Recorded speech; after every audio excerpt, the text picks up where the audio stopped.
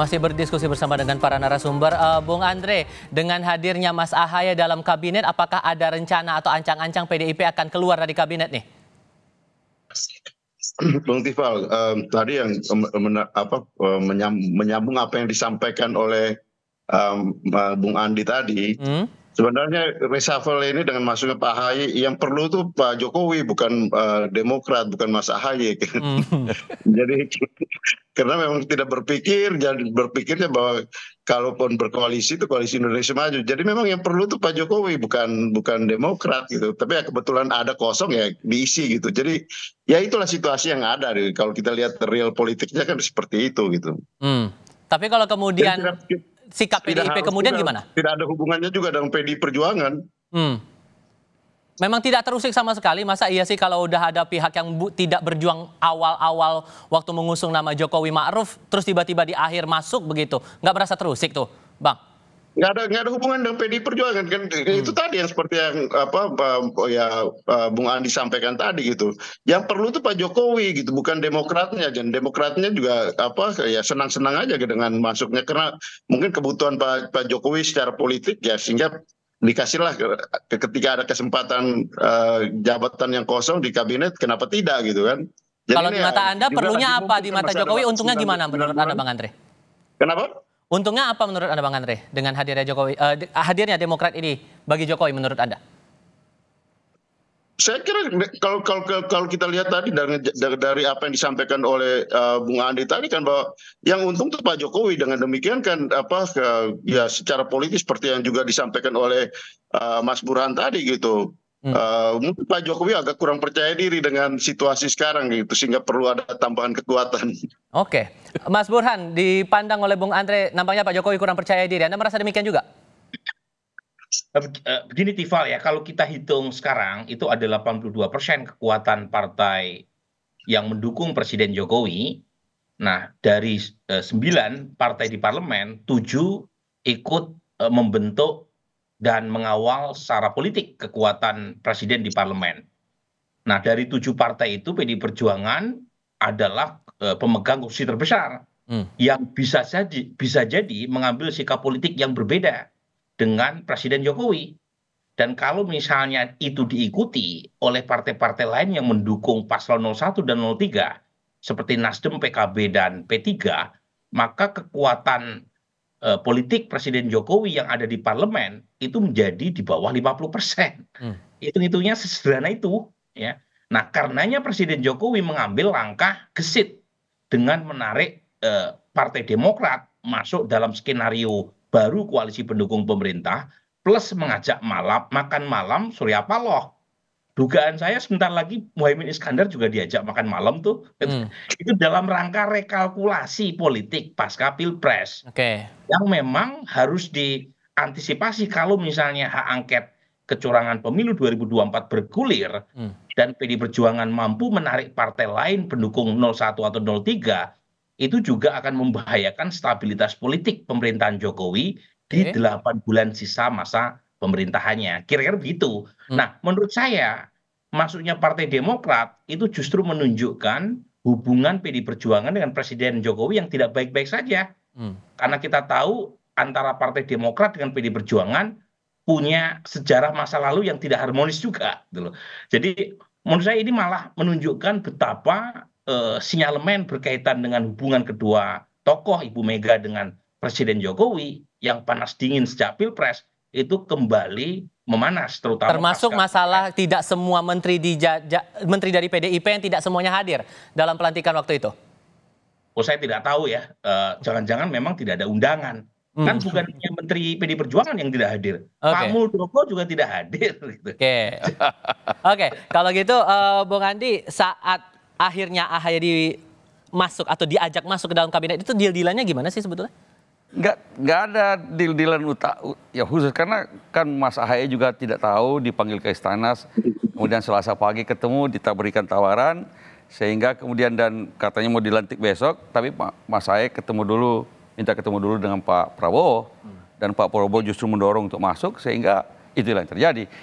Yang penting bagi kita karena memang pemilu sudah selesai, sehingga saatnya anak-anak bangsa bersatu untuk membangun bangsa ini. Kebetulan kemudian Presiden mengajak Mas AHY Demokrat masuk dalam kabinet, ya kita terima. Dan alhamdulillah dengan begitu kita sekarang bisa satu kabinet dengan PDIP. Bakal ada Itu juga komunikasi menarik juga nggak kan? dengan PDIP? Bagi kami, ketika kami masuk dalam pemerintahan, kami profesional. Tentu saya siap bekerja sama dengan semua anggota kabinet, pembantu presiden lainnya. Ya toh? Walaupun saya juga ingin melihat nanti wajahnya Pak Muldoko masuk dalam kabinet sama-sama dengan AHY di situ. Saya melihat wajahnya, dia melihat bagaimana orang yang mau dia dongkel, mau dia begal partainya, tiba-tiba satu kabinet dengan dia. Kita lihat mana yang senyumnya tulus. Dan itu mengantarkan agar mimpi Pak SBY ini bisa terwujud satu gerbong itu? Ini siapa tahu kan, kalau di PDIP sebenarnya kami nggak ada masalah. Mas Ganjar itu kami juga dukung sama-sama jadi gubernur di Jawa Tengah.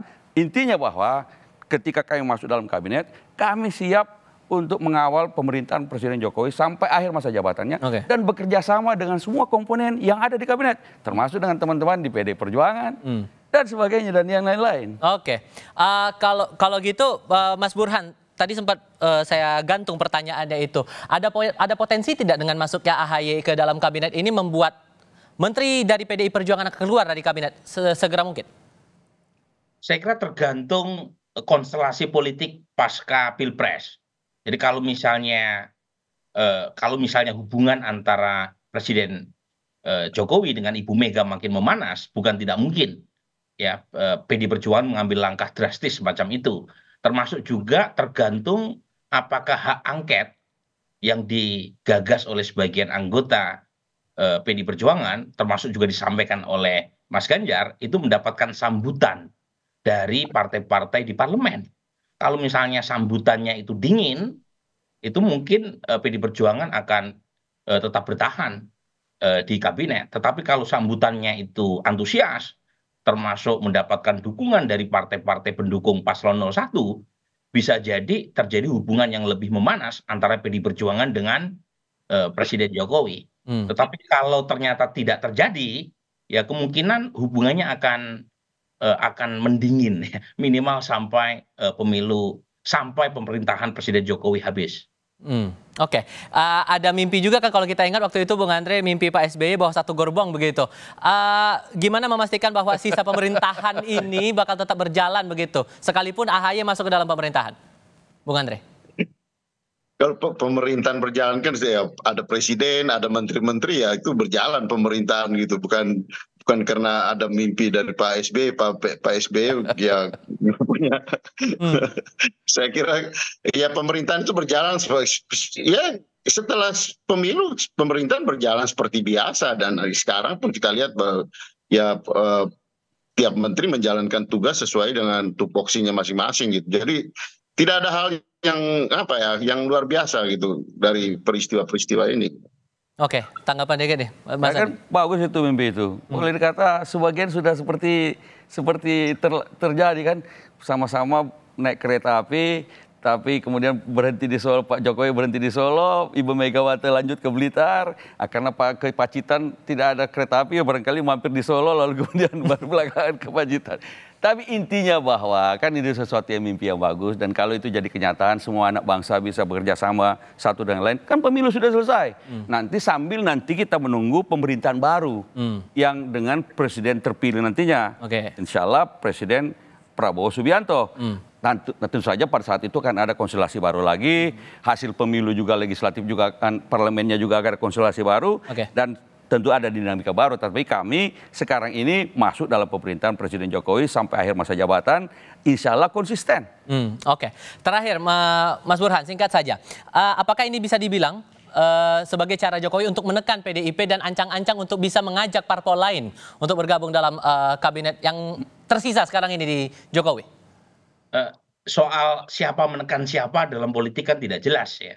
Yang jelas adalah ada power game, ya. Ada power game antara Presiden Jokowi dengan Ibu Mega, dan menurut saya tidak bisa dilepaskan dari konteks Pilpres. Dan kalau misalnya partai-partai pendukung paslon 01 dan 03 yang kemarin mendukung calon presiden yang tidak di-endorse baik secara implisit atau eksplisit oleh Presiden Jokowi, mengikuti langkah Presiden Jokowi kembali, artinya mereka tetap loyal berada dalam pemerintahan, kemungkinan Presiden Jokowi akan menghabiskan masa jabatannya dengan tenang. Oke. Tapi kalau misalnya ya Nasdem, PKB, P3 ikut langkah PD Perjuangan, maka hubungan atau tensi politik antara parlemen dengan pemerintah akan jauh lebih memanas ketimbang yang kita saksikan 4 tahun terakhir. Jadi sangat tergantung oleh konstelasi yang berkembang, terutama penyikapan pasca Pilpres. Oke, baik. Mas Andi Malarangeng, terima kasih. Bung Andreas, terima kasih. Mas Burhan juga terima kasih sudah hadir dalam diskusi kali ini. Selamat sore semuanya.